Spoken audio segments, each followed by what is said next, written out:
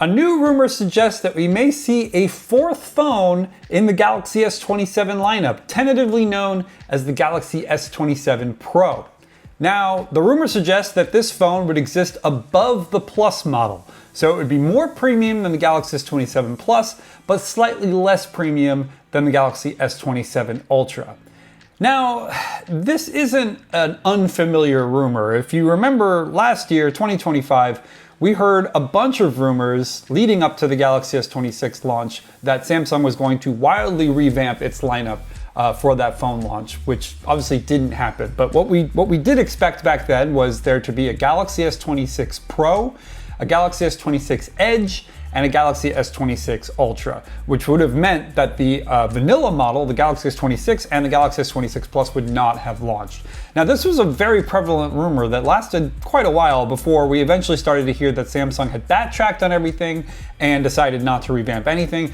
And if you'll remember, only a few months ago, or a few weeks ago actually, we saw the Galaxy S26 launch, and it was once again exactly the same as previous launches with a vanilla model, a Plus model, and an Ultra model. So this rumor today suggests that we're going to get something slightly different. So over on AndroidAuthority.com, we have this breaking article that Samsung may add the Galaxy S27 Pro as a fourth flagship model for next year. And so the direct source for this information comes from ET News, which is a Korean publication. And basically the core gist is that the Pro variant would be a riff on the Ultra model. And one of the notable aspects of it is that the rumor suggests that this Pro model is expected to feature Samsung's new privacy display. So the privacy display feature is probably the highlight new feature of the Galaxy S26 Ultra. So the idea that it could end up on this S27 Pro gives you an idea of like what Samsung might be going for here. Basically, it would be something that would be a lot of features from the Ultra, but probably with some stuff taken away, probably in a smaller body, and probably without the S Pen. So this would be good, I think, because it would make it so that people who really wanted that S Pen, really wanted that huge phone experience, and maybe wanted the upper tier camera system that the Ultra would provide, would still have that option. But they would have this Pro option as an alternative, which would probably, once again, not have an S Pen, not have as many cameras or as good as cameras as the Galaxy S27 Ultra, and obviously still be better than the Plus or the vanilla model. So this is not something that we are surprised to hear, but we're surprised to see that this is happening again, because once again, in 2025, we had this rumor. And then if you'll remember, in 2024, I actually made a video here for Android Authority talking about why Samsung really needs to have a Pro model. So I'll throw that up here if you want to check it out. It's an older video and a little dated because of the the rumor cycle being totally different now, but it's an interesting video to watch if you're excited about the possibility of a Pro model happening. Now, the main concern that I have about this rumor is that it's just going to be that. It's just going to end up being a rumor, and Samsung's going to backtrack and just do what it did last time, which is get all this stuff going and then eventually realize that this is a bad idea, or maybe it's not the best idea for the time, and then roll it back. So if you'll remember, we have an article here at Android Authority from July 30th of last year in which we talk about all these various rumors that were happening at the time. So you can see here that in the GSMA listings for the Galaxy S26 series, now this, once again, this is many, many months before we actually saw the launch of the Galaxy S26 series. We saw that we had, records for the Galaxy S26 phones with the name Galaxy S26 Pro directly listed. So I don't know if you can see that here. It's a little hard to see because of the giant watermark there, but right there, the Galaxy S26 Pro was connected to the model number for what ended up being the Galaxy S26.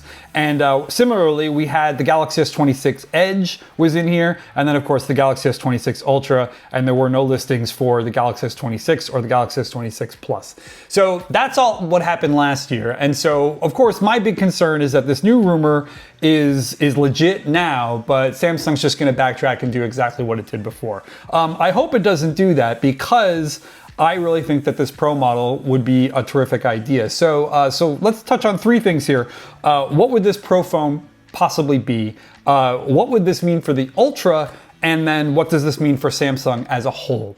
So starting with what this Pro phone could be, I would hope it would literally be a smaller Ultra without an S Pen and maybe lacking the 3x telephoto sensor. Now, arguments could be made that the 3x telephoto shouldn't even be on the Ultra, but let's just pretend we're not going to talk about that today. And let's just discuss the idea that the Pro phone would have the same core camera idea, but just a little bit less premium. And one of the things that I touched on in my original video when I talked about why Samsung needs a Pro model is that the camera system from the Ultra should be transferred to a smaller phone. And a lot of comments on that video talked about how this would be very difficult to do because if you shrink down the size of the phone, it's going to be more difficult to put in those big camera sensors. And for that, I just want to point out this phone here, which is the Galaxy S25 Edge. And right here, you'll see that you have a 200 megapixel sensor inside a phone that is incredibly thin. And then also the Galaxy Z Fold 7 also has this 200 megapixel sensor. So putting a 200 megapixel sensor into a smaller phone than an Ultra is clearly not impossible. And if Samsung could do that, then there's no reason, at least in my mind, that Samsung couldn't make a more compact version of the Ultra and still have almost all of the same exact camera specs as the Ultra. So a slightly smaller phone, and once again, without the S Pen. And if Samsung gets rid of the S Pen, that opens up a whole bunch of possibilities. Samsung has never confirmed this and never admitted it, but one of the things that the tech world prevalently thinks is that the reason Samsung doesn't have magnets in the back of its phones is because of the S Pen. So you take the S Pen out, and that would make it so that magnets in the back of the phone could be more realistic of a possibility. So basically a smaller version of the Ultra, same basic camera system, no S Pen.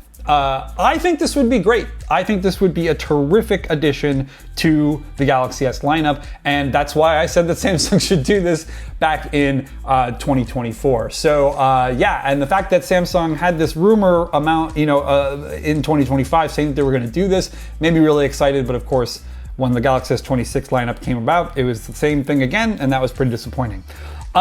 So basically, this is kind of what I would imagine the phone to be, just maybe missing a lens and maybe a little bit smaller and no S Pen.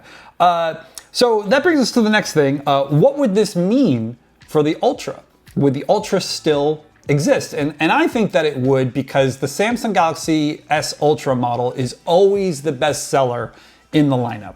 And I don't think Samsung would want to mess with that success. Now, this could be bad news though for your wallet. Because if Samsung is able to introduce a phone that exists between the Plus and the Ultra, something that slots in between those two price points, that would invariably mean that the Galaxy S27 Ultra would increase in price. Now, Samsung could do things to make it so that that's justified. For example, it could bring a 1-inch camera sensor or even a larger camera sensor. It could significantly increase the battery capacity or introduce a silicon carbon battery. It could do a whole bunch of stuff to make it so spending, let's just say, $1,500 at the minimum on this Ultra phone would be worth it. Because slotting in that premium phone in between the Ultra and the Plus would probably mean that Samsung would have to increase the price. And when you couple in the idea that we're in this crazy RAM shortage and this crazy storage shortage right now because of the AI boom, it's inevitable that this phone would increase in price. So you'd get a cool phone, a cool new phone added to the lineup, but you'd probably get a price increase for the Galaxy S27 Ultra. I don't know if that would matter to you. I don't know if that would matter to Samsung fans because they're already willing to spend so much money on the Ultra. And when you factor in carrier subsidies and trade-in discounts and all that stuff, the price does come down. So I don't know. Jump down in the comments and let me know if a significantly more expensive Galaxy S27 Ultra would interest you if Samsung brings some notable upgrades to it. Once again, like that super large camera sensor or that larger battery.